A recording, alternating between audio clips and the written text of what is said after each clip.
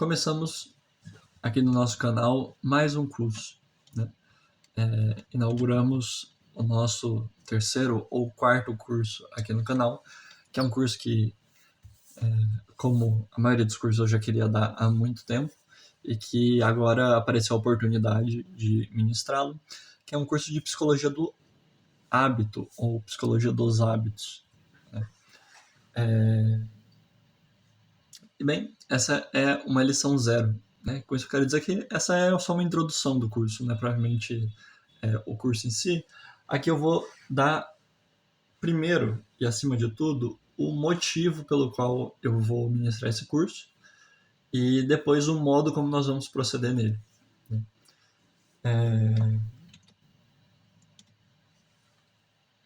Bem, por que um curso de Psicologia do Hábito? O homem ele tem dois motivos para buscar um conhecimento, seja porque essa coisa o encanta, o fascina, ou porque isso tem uma utilidade, né? E é evidente que um curso de Psicologia do Hábito parece muito mais ter uma utilidade, né? Pode parecer até uma coisa meio fortuita, pô, Psicologia do Hábito, porque é quase que como uma Psicologia do comportamento ou do costume. Por que essa coisa é importante para mim? Porque que importância prática essa coisa tem acima de outras coisas, né? Porque é um curso de Psicologia do Hábito e não um curso de, sei lá, autocontrole, ou um curso sobre as próprias virtudes, ou um curso sobre os pecados, porque é um curso sobre o hábito, né? Sobre a psicologia do hábito, né? Essa impressão nos vem porque a noção de hábito moderna ela é um pouco diferente da noção de hábito clássica, que é aquela com a qual nós lidamos aqui.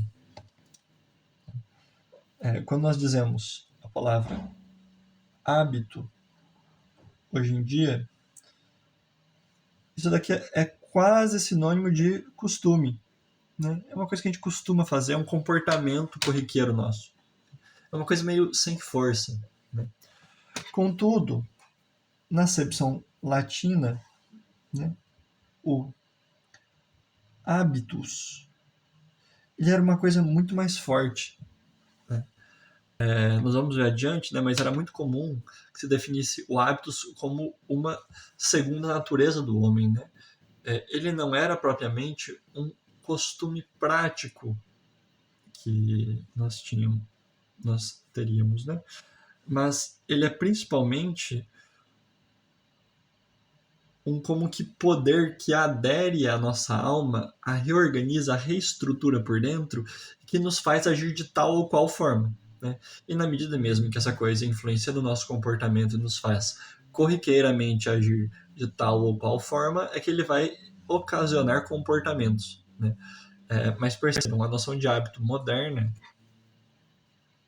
ela é muito mais externa, né? Diz respeito aos meus atos externos, enquanto a noção de hábito clássica ela é mais interna, né?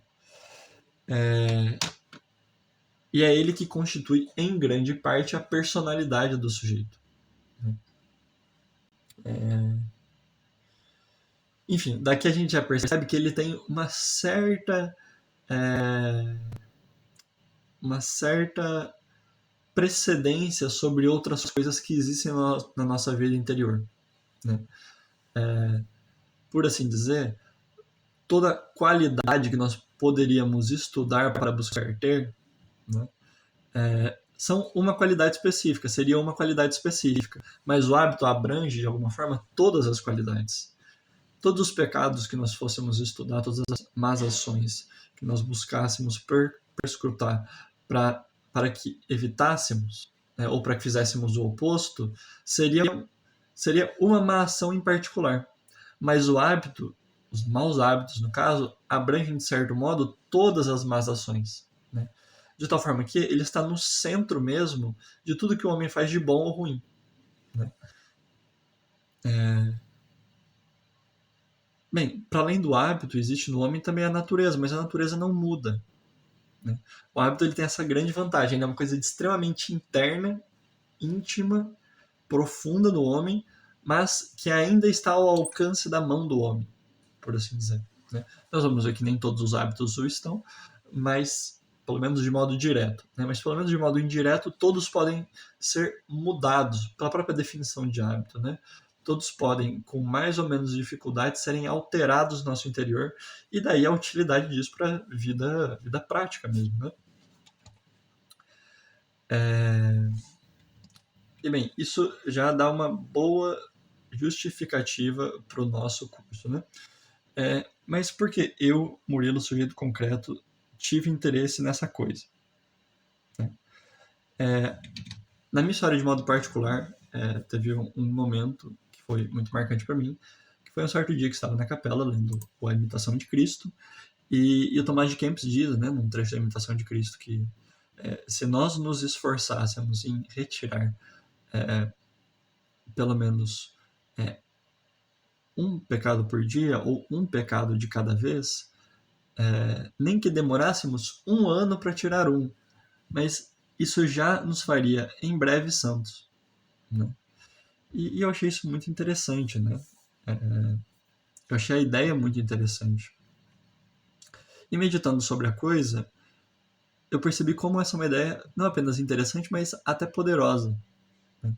A ideia de você, de fato, ter uma prática de buscar arrancar de modo focal, né? Focando em um objetivo de cada vez, todos os seus vícios e colocando ali todos, um de cada vez, todos os bons costumes, os bons hábitos que você quereria ter, né? Todas as boas qualidades, virtudes que você quereria ter, mas um de cada vez, né? E aí que me foi sugerida a ideia de algo que eu chamei de abicultura, que é justamente essa ideia do cultivo dos hábitos, né? Hábitos, cultura de cultivo, né? O cultivo dos hábitos. Assim como existe a agricultura, que é própria de quem cultiva os campos, a piscicultura, de quem cultiva peixes, né? A apicultura, de quem cultiva a apis, né? A abelha, o mel. Também deve existir uma certa arte de cultivar-se, cultivar a própria vida interior, os próprios hábitos interiores, ao modo de um jardineiro, por assim dizer. E essa é a abicultura, né? O cultivo dos hábitos. Existe todo um método para isso, que não é propriamente o tema desse curso, né? Mas daqui vem a importância para mim de entender bem o que seja um hábito, né? E creio que cada um vai tirar mais ou menos também uma utilidade na medida dos seus interesses, né, desse estudo. Mas todos eu acho que vão mais ou menos nessa direção, né, de você conseguir fazer de alguma forma ao seu modo uma bicultura consigo, né? Retirando e colocando os hábitos que você não quer ou quer, né? E nós vamos ver que coisa extremamente útil são certas teses, certas verdades sobre a natureza dos hábitos para o nosso próprio cultivo deles. Cultivo ou desejo de extermínio de alguns. Tá? Principalmente para o autocontrole, né? É o Noshete né? O conhece-te a ti mesmo.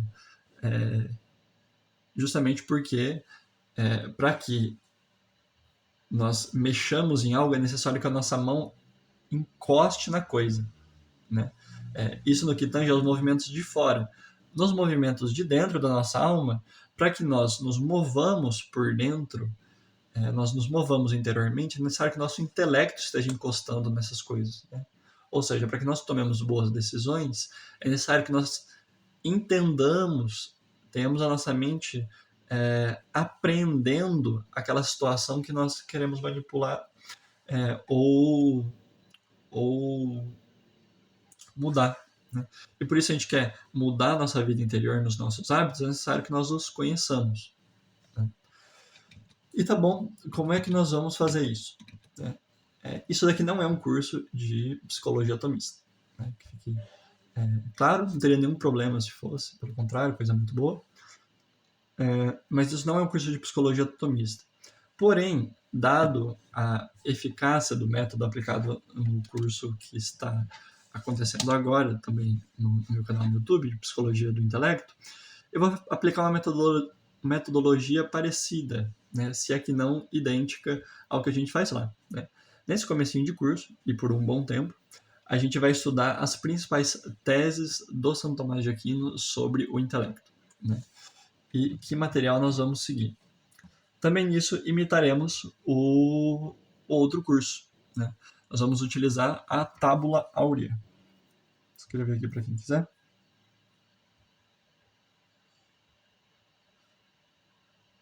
A Tábula Áurea, que contém todas as principais teses, todas as principais opiniões do Santo Tomás de Aquino sobre determinados assuntos, né? A Tábula Áurea é como que dicionário, né? Só que de teses, né? É um trabalho maravilhoso. Quem quiser saber mais sobre ela, sobre o seu organizador, pode ir na aula inicial do curso de Psicologia do Intelecto, que eu explico lá. Mas basicamente, para vocês darem uma olhada,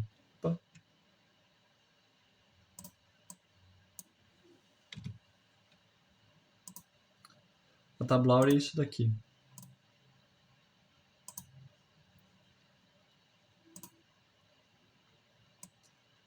Aqui tem uma folha dela, como vocês conseguem mais ou menos ver, né? Eu já vou mostrar a página com zoom, mas só para vocês ficarem cientes, né? Então, nós temos um verbete, realmente como um dicionário, né? No caso aqui, o hábitos, né?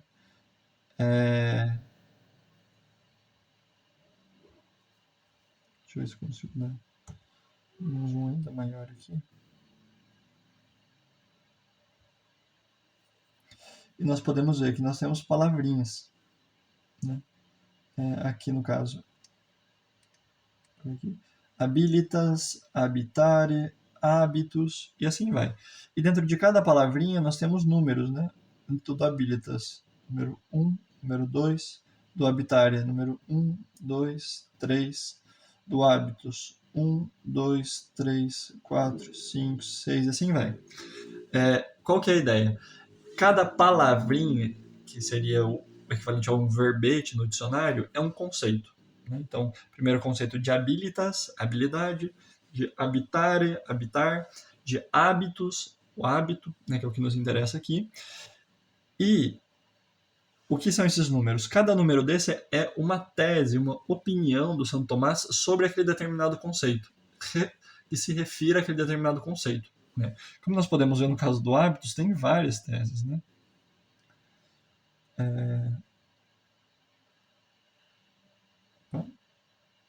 Olha só, 7, 8, 9, 10. Tipo assim, é realmente um trabalho completo, né? Não é uma coisa tão amadora assim, né? As teses estão em latim e o formato é sempre esse, né? É posta. Aqui eu não. Aqui vale a pena puxar o zoom da página. Excluir isso aqui. Como é que são organizadas as teses desse trabalho? Assim, aqui tem um zoom de uma página. Nós sempre vamos ter o conceito e as principais teses, seguido do enunciado da própria tese e as referências de em qual ponto da obra de São Tomás essa coisa se encontra, né? Então, por exemplo, tese 3, aqui, né, para quem quiser acompanhar. Mobile de facili vel difficili. Non sunt differenze essenciales habitus et dispositiones sed ponendo.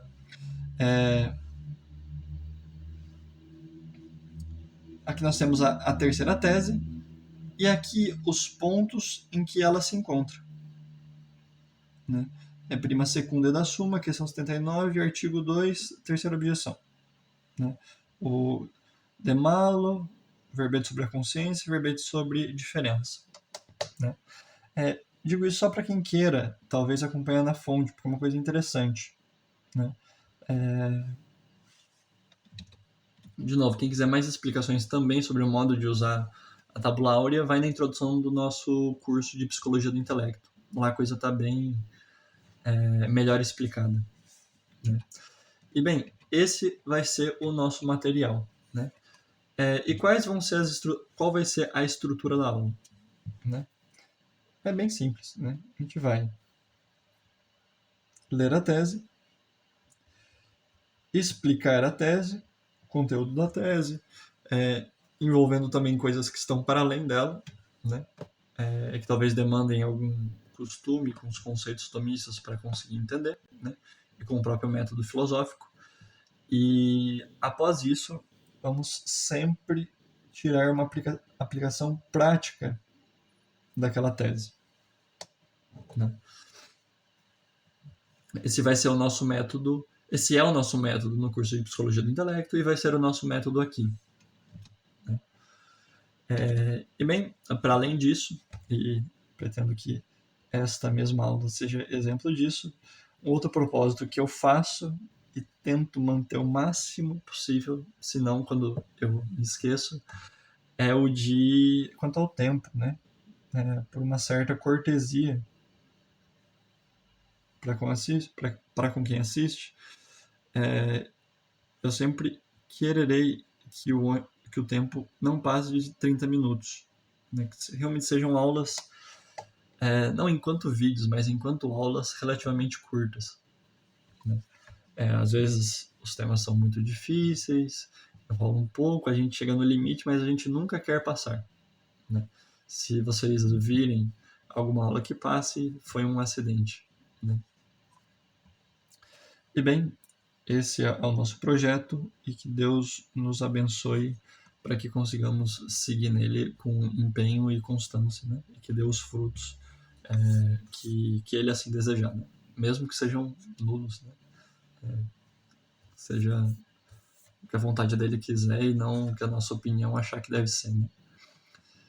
E, enfim, encerro essa aula pedindo para que, se você gostou deste projeto, né? Ainda não degustou da coisa, mas se gostou, curta, compartilhe, se inscreva e principalmente divulgue com as pessoas que você conhece que possam se interessar e comentem.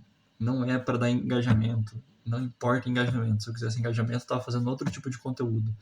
Mas é porque, a mim particularmente, é importante que vocês comentem. Eu gosto que vocês comentem e gosto de responder os comentários, né?